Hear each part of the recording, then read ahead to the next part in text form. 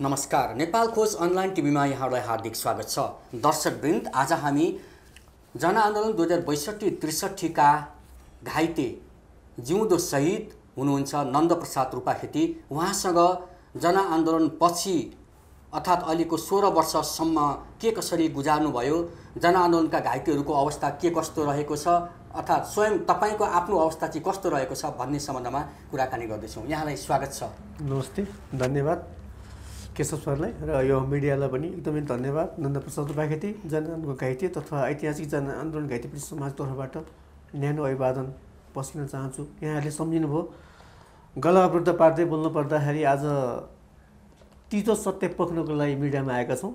62-63 पछि हामी लोकतन्त्र आइसकेको दिन खुसी थियौँ, भोलिपल्टबाट दुखी हुँदै गएका छौँ। राज्यले गरेको व्यवहार, उनीहरूको सत्ता लोभ, भत्ता लोभ, घाइतेको अवस्था कस्तो छ, उनीहरू कसरी बाँचिरहेका छन्, उनीहरूको अवस्था कस्तो छ भन्ने खोज नीति राज्यले गरेको अहिलेसम्म छैन। 16 वर्ष पुग्दाखेरि पनि हामी पीडामै छौँ। हामी जीवन मरेको दोसारमा छटपटाउँदै काल पर्खेर बस्नुपर्ने अवस्था छ सर, दुःख लाग्छ सर। हजुर, व्यक्तिगत रूपमा भन्नुपर्दा यहाँ आजकल के कसरी जीवन गुजारा गर्दै हुनुहुन्छ, जीवन चलाउन के गर्दै हुनुहुन्छ त? मेरो व्यक्तिगत भन्नुपर्दाखेरि चाहिँ बाँच्नु पऱ्यो, बचाउनु पऱ्यो भन्ने एउटा उ छ। म कुनै ठाउँमा रोजगारी गर्छु, एउटा उद्योगमा।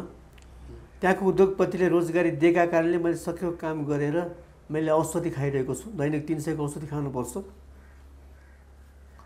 घर परिवारको भन्दा पनि आफू कसरी बाँच्ने भन्नेतिर त्यही औषधि खर्चको लागि त्यहाँबाट आउने बेसिक चलनबाट बाँच्ने अवस्था भइरहेको छ। उहाँले रोजगार दिनुभएको कारणले बाँचिरहेको छु। त्यसमा राज्य चुप छ। घाइतेको अवस्था राज्यले हेरिरहेको, कुनै पनि घाइते 13,000 घाइतेमा 4-5,000 परिचय पत्र पाउनु भएको छ।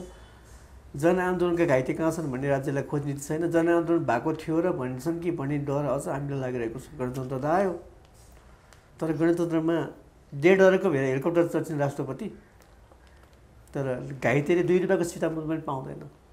नन्दप्रसादजी एउटा उद्योगमा काम गर्नुहुन्छ यहाँ, होइन? कतिजनाको परिवार चलाइरहनु भएको छ? मेरो बाबु हुनुहुन्छ, मिसेस हुनुहुन्छ। कस्तो निकै गाह्रो पर्छ कि कस्तो छ? गाह्रो छ, दैनिकी चलाउनै गाह्रो छ। कति स्यालेरी पाउनुहुन्छ यहाँले? तलब कति पाउनुहुन्छ? 10-12 हजारको स्यालेरी छ। 9-10 हजार औषधि खानुपर्छ। छोराछोरी कति छन्? बाबु एकजना हुनुहुन्छ, श्रीमती हजुर सहित कोठामा भाडामा बस्नु? अनि यहाँको घर चाहिँ कहाँ हो? मेरो धादिङको जीवनपुर धुनीबेसी नगरपालिका अन्तर्गत। गाउँमा गएर पनि बस्न सकिएन? गाउँबाट सानै बाल्यकालमै काठमाडौँ आएको व्यक्ति हुँ म पनि बेपत्ता परिवारको मान्छे हुँ। मेरो बाबा बेपत्ता र आर्टिकल मान्छे छ। म 1.5 वर्ष हुँदै मेरो बाबा बेपत्ता हुनुभएको रहेछ र मलाई थाहा नै भएन। बाल्यकालमै काठमाडौँ आइयो र अहिलेसम्म आन्दोलनमा चाहिँ होमिने मौका 40 सालमा पनि पाएको थिएँ। म 4-5 वर्षको थिएँ, त्यो बेला नि गीत गाएकै थिएँ। म गीतमा अलि रुचि राख्ने भएकोले 65-63 मा त 24 गतेबाट लागेको हो। 63 साल वैशाख 7 गते घाइते बोल्ने अवसर पाएँ। आर्थिक रूपमा सङ्कट छ यहाँलाई? जस्तो घर जाउँ त घर जग्गा छैन, होइन? यही डेरामा बस्नुपर्ने अवस्था छ। यहाँ घाइते कसरी हुनुभएको थियो? कुन दिन हुनुभएको थियो? 63 साल वैशाख 7 गते, जुन दिन मिडियालाई नै आउन नदिएको अवस्था थियो। मानव कार्यवाहीहरूलाई पनि रोकिएको थियो त्यो दिनमा। र 63 साल वैशाख 7 गते 2 बजेको समयमा म घाइते भएको अवस्था हो। र मैले गाउँदै थिएँ गीत बद्री पङ्गिन दाई पनि आउनुभएको थियो। म परिवर्तनकारी गीत गाउँथेँ र त्यही बेलामा प्रहरी झडप भयो। त्यस बेलाको झडप चाहिँ नेपालको इतिहासमा कुनै पनि देशमा यस्तो दमन हुँदैन थियो होला, किनकि जेनेभा सन्धिभन्दा विपरीत नेपाल प्रहरीहरूले, सशस्त्र प्रहरीहरूले हामीमाथि खनिनु भयो। म घाइतेबाट ढलिसकेपछि लचार पचार गर्ने अवस्था भएको छ र मलाई विदेशी CNN को पत्रकारले बचाएर विनायक अस्पतालमा लगेर रिफर गरिदिनु भएछ। भोलिपल्ट थाहा पाएँ म घाइते भएको रहेछु र मलाई त्यो दिन भोलिपल्ट आफू बिउजिसकेपछि थाहा पाउँदाखेरि चाहिँ जनआन्दोलनमा शहीद हुने सौभाग्य नपाए पनि घाइते हुने आघात पाएकोमा गर्व गरेँ, खुसी पनि लाग्यो, होइन? तर दिनहरू बित्दै गए, रात बित्दै गए, सरकार बन्दै गए। 16वटा वर्ष हुँदाखेरि 11-12 सरकार बने, एउटा प्रधानमन्त्रीलाई हामीले भेट्न पाएका छैनौँ। हाम्रो समस्या गेटमा बस्ने सेक्युरिटीले बुझ्छन् र हामीलाई फिर्काइदिन्छन्, किनकि हाम्रो अधिकार हिजो सिंहदरबारको गेट बन्द थियो, हामीले खोलेका हौँ। राजा ज्ञानेन्द्रले राज्य सत्ता हातमा लिएका थिए। राज्य सत्ता उनको हातबाट कसै दलहरूलाई हामीले सुम्पेका हौँ। सम्पूर्ण नेपाल जनता जनआन्दोलनमा जतिजना घाइते साथीहरू बन्नुभयो, तर आज घाइते साथीहरूको आँखाभरि आँसु पार्दै चाहिँ मिडियामा आएर बोल्नुपर्ने अवस्था छ। तर राज्य चुप छ।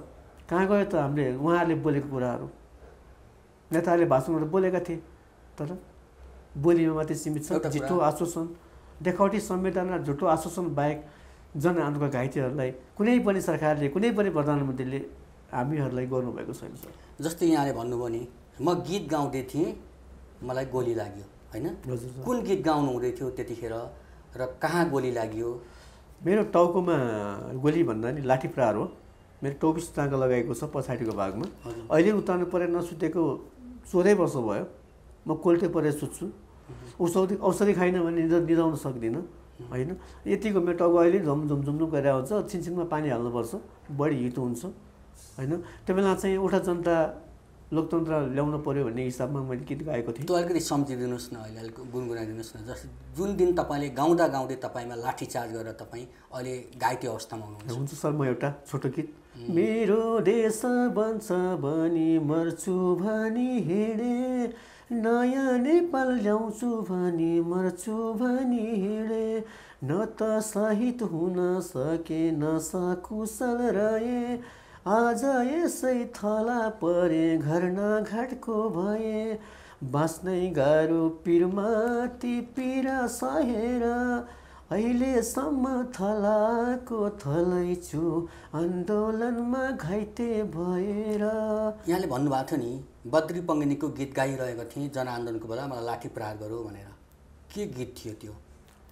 बद्री पङ्गिनीसँगै गाएको गीत हो मैले। बद्री पङ्गिनीसँगै गाएको थिएन मैले एक गीत गाएको थिएँ। हजुर। यो गीतको लामो दुईवटा सहज शब्द, अलिकति अन्तरा। नयाँ नेपाल बन्छ भन्दै छाती थापी थापी, गोली खाँदै खोसेका हौ निरङ्कुशको छाती, गोली खाँदै खोसेका हौ निरङ्कुशको छाती, सबै बाँच्न पाउनु पर्छ गरी आफ्नै जो हो, जनतालाई नै गोली ठोक्न आदेश दिनेको, बाँच्नै गाह्रो पिरमाथि पीडा सहेर, अहिलेसम्म थलाको थलै छु आन्दोलनमा घाइते भएर। त्यतिखेर तपाईँलाई लाठीचार्ज गर्यो, टाउकोमा टाँका लगाइयो, तपाईँ बेहोस हुनुभयो, भोलिपल्ट मात्र होस खुल्यो, भोलिपल्ट मात्र होस खुल्यो।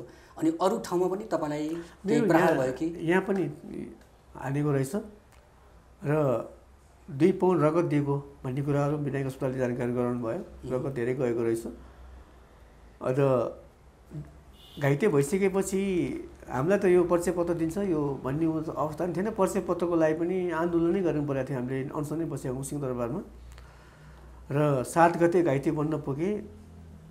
त्यो बेलामा त माहौल फरक थियो। घाइतेहरूको खोजनीति भन्दा पनि हाम्रो उपचारको क्रम कसरी भयो भन्नुहुन्छ भने सर, हाम्रो महाजोडी हरिमुक्ष दाई र मदन कृष्ण दाईले एउटा कोष खडा गरिदिनु भएको थियो। 1-1 लाख रुपियाँ लगानी गरेर मोडल अस्पताल आन्दोलन हुँदाहुँदै उहाँहरूको कोषमा पैसा जम्मा भइसकेपछि 1.5-3-4 करोड कति पैसा उठ्यो। त्यही पैसाबाट हाम्रो उपचार निःशुल्क गरियो। यो टाँका मार्ने उपचार, रगत थमाउने उपचार गरियो भनौँ, होइन? त्यसपछि शहीद परिवारलाई 10 लाख त्यही पैसाले दिएको हो। मधेस आन्दोलन तुरुन्तै भयो, त्यो बेला शहीद परिवारलाई 10 लाखै दियो। त्यही महाजोडीकै चाहिँ कोषबाट उहाँहरूले कोष खडा नगरिदिनु भएको भए आज आशिष नेपालजी, नन्दप्रसाद रूपाखेती, केशव सरलाई भेट्न आउने अवस्था हुँदैन थियो होला। हामी मरिसक्थ्यौँ, किनकि त्यो बेलाको अवस्था त्यस्तै थियो। हाम्रो उपचार गरिँदैन थियो। महाजोडी हरिमुक्ष दाई र मदन कृष्ण दाईलाई एकदमै आभार प्रकट गर्छु र उहाँहरूले गर्दाखेरि आज हामीले जनआन्दोलन घाइते परिचय पत्र बोक्न पाएका छौँ। कति दिन यहाँ हल्न चलाउनु भयो त त्यतिखेर? 20 दिन चाहिँ मैले हिँड्नै सकिनँ। हजुर। त्यसपछि अब बाँच्नु पर्यो, लर्खराउँदै हिँडेँ।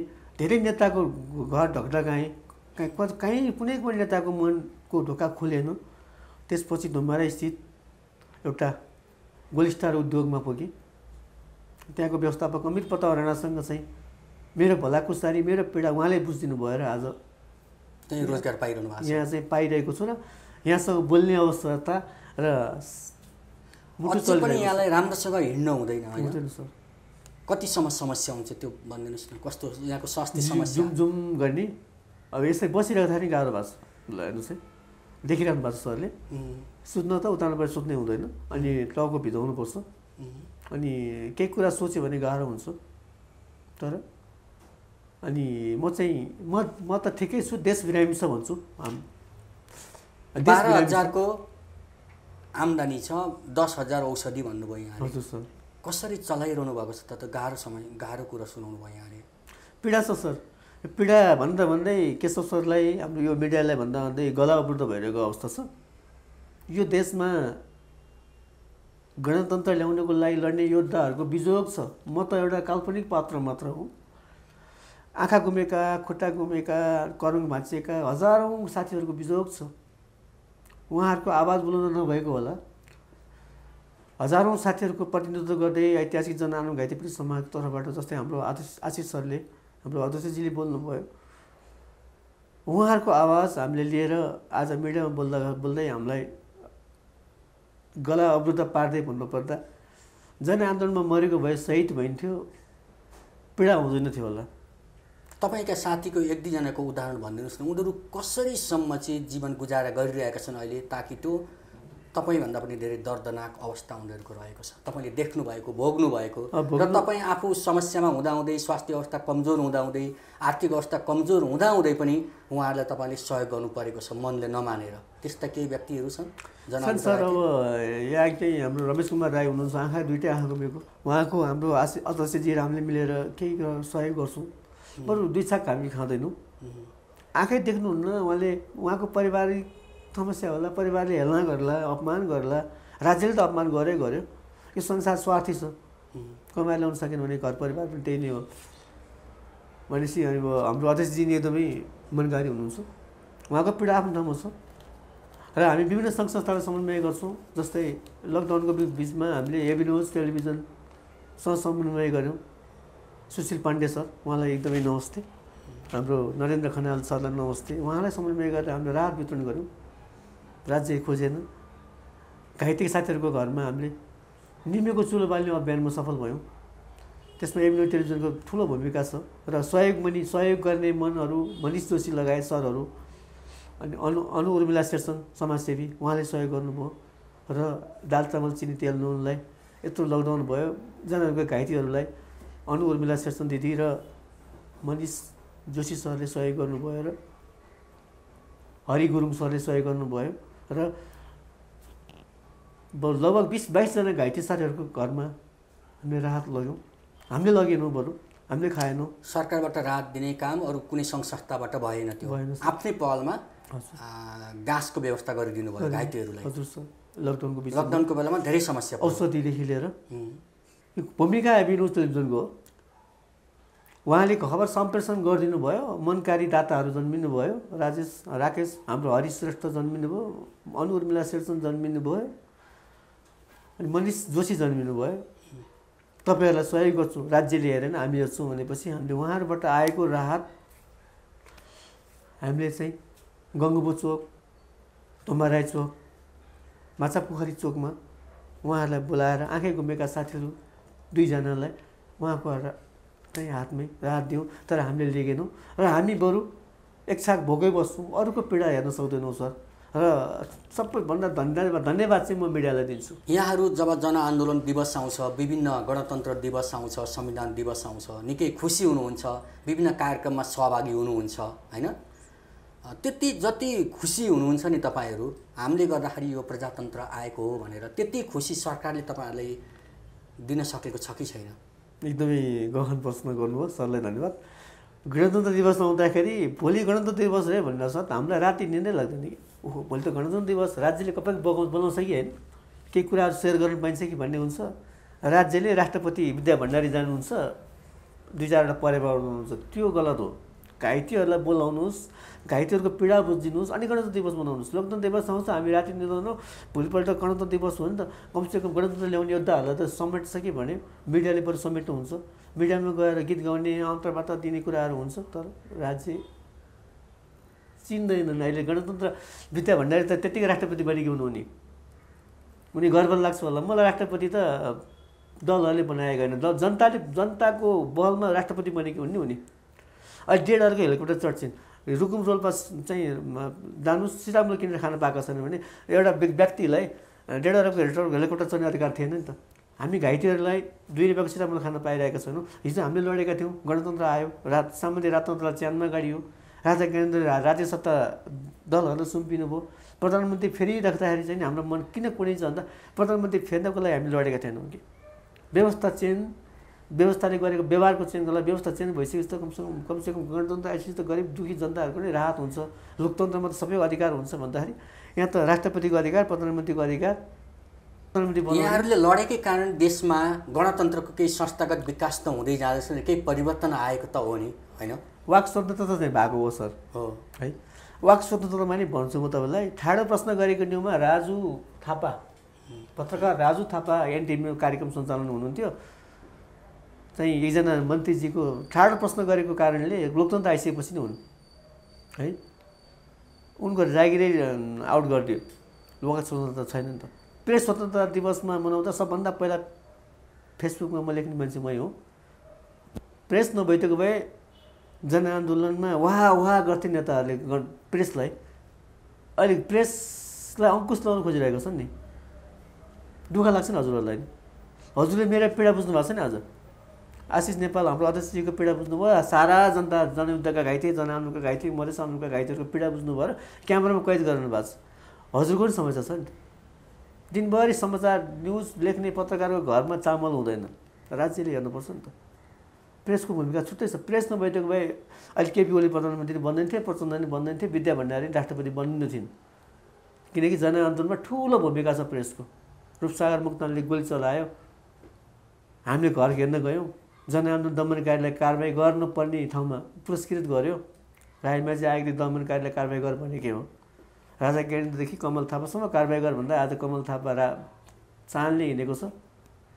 जनआन्दोलन दमनकारीहरू अहिले शिर ठाडो गरेर हिँडेका छन्। जनआन्दोलनमा चाहिँ गोली खानेहरू शिर निहुराएर हिँड्नुपर्ने अवस्था छ कि।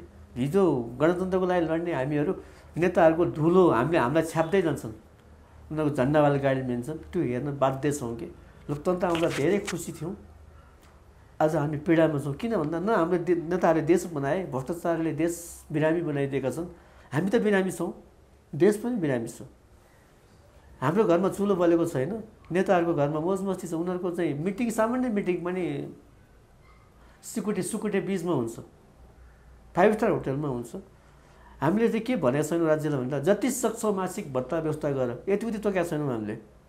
घाइतेहरूको बाँच्न पाउने अधिकार देऊ, उचित सम्मान गर, जनआन्दोलनको चाहिँ एउटा विभिन्न चोकमा स्मारक बनाइदेऊ, सम्झना हुन्छ। प्रधानमन्त्री अहिलेको शेरबहादुर देउपा तपाईँ साँच्चीकै लोकतन्त्रवादी हो भने तुरन्त जनआन्दोलनको घाइतेको चाहिँ पीडालाई सम्बोधन गर। अहिलेको अर्थमन्त्री जनार्दन दाइलाई, हाम्रो जनार्दन शर्माजीलाई पनि भन्छु, तपाईँले छुट्याउनु भएको यो जुन छ नि हाम्रो कुरा, भोलि नै संशोधन गर्नै पर्छ। भोलि जनआन्दोलन घाइते आँधीबेरीको आन्दोलन आयो भने जसरी राजा ज्ञानेन्द्रले न्यारेटिभ छोडेका थिए नि, घाइतेको आन्दोलन त्योभन्दा बढी हुन्छ। हामी वैशाली टेकेर आन्दोलन गर्न भने बाध्य हुन्छौँ। गोली ठोकेर मारिदेऊ भनेको छु सर मैले प्रत्येक मिडियामा। मारिदेऊ न, सिद्धि भने नन्दा प्रसाद उपाध्यायले नि बोल्दैन मिडियामा गएर, आशिष नेपालले नि बोल्नु हुँदैन। मारिदेऊ गोली ठोकेर, गृहमन्त्रालयलाई मान्छे पठाउनुहोस्, म बस्छु मनोभइछु। तर पीडामा बचाएर राख्नुभन्दा गोली ठोकेर मारिदेऊ सरकार भनेर हिँड्ने मान्छे जनआन्दोलनको घाइते मै नै हो सर। म गीतमा भन्छु भ्रष्टाचारले देश बिरामी भएको छ भन्छु, तर हाम्रो पीडा यस्तो दर्दनाक पीडा छ, एउटा उद्योगपतिले बुझेका छन्, तर देश चलाउने नायक भन्नेहरूले हाम्रो पीडा बुझेका छैनन्। बुझ्ने बनाउने काम हजुरहरूको हो। आशिष नेपालजीसँग अनि तपाईँसँग पनि केही बेर अगाडि कुराकानी भएको थियो, सामान्य यो अन्तर्वार्ता लिनुभन्दा अगाडि। हामीलाई कहिलेकाहीँ काम परेर जनआन्दोलनमा घाइते भएका समस्याहरू लिएर जाँदा सिंहदरबारमा छिर्न दिँदैन भन्ने यो गुनासो गर्नुभएको थियो नि। एकदमै मैले त्यसमा गीत पनि बनाएर गाएको थिएँ। सिंहदरबारमा परिचय पत्र देखाएर छिर्ने अवस्था थियो। सुभाष चन्द्र नेङमाङले नियम बनाउनु भएको थियो, त्यस पूर्व सभामुख। हामी छिर्थ्यौँ, पीडा त त्यही हो सर, भेट हल्का हुन्थ्यो, पिएलाई नमस्कार गर्नै पर्थ्यो, पिए मार्फत भेट्न पर्ने, हामी डाइरेक्ट भेट्न पाउने अधिकार हो। त्यसपछि जनयुद्धका एकजना अब घाइते पीडा बोकेर सिंहदरबार छिर्नु भएछ। उहाँले पीडामा केही विवाद गर्नुभयो होला, पीडा भएपछि विवाद गर्नै पर्छ। त्यसपछि जनयुद्ध घाइते ल्याएर विवाद गर्नुभयो भनेर जनआन्दोलनको घाइतेहरूलाई सिंहदरबार छिर्न रोक लगाइएको भन्ने कुराहरू आयो। मैले तुण्डै भण्डाफोर पनि गरेको हो। घाइतेलाई किन सिंहदरबार छिर्न बन्द गराइयो भनेर चाहिँ गृह मन्त्रालयसँग सम्बन्ध पनि गरेको हो। तपाईँहरूलाई त छुट छ भन्ने कुरा नि गरेँ, तर जाँदाखेरि गेट बन्द हुन्छ, 2 बजेपछि मन्त्रीहरू निक्लिन्छन्, त्यही पनि मन्त्रीको पिएलाई बुझेर जानुपर्छ, डाइरेक्ट मन्त्रीहरूलाई भेट्न पाइँदैन। 11जना प्रधान, अहिलेसम्म शेरबहादुरसम्म 12जना प्रधानमन्त्री भए, लोकतन्त्र स्थापना भइसकेपछि एउटा प्रधानमन्त्रीले भेट्न पाएका छैनौँ। कसले पीडा बुझ्ने? प्रधानमन्त्रीको पिएलाई फोन गरेर ल है सर मिलाइदिनु पऱ्यो भन्ने अवस्था आउने होइन नि हामीलाई।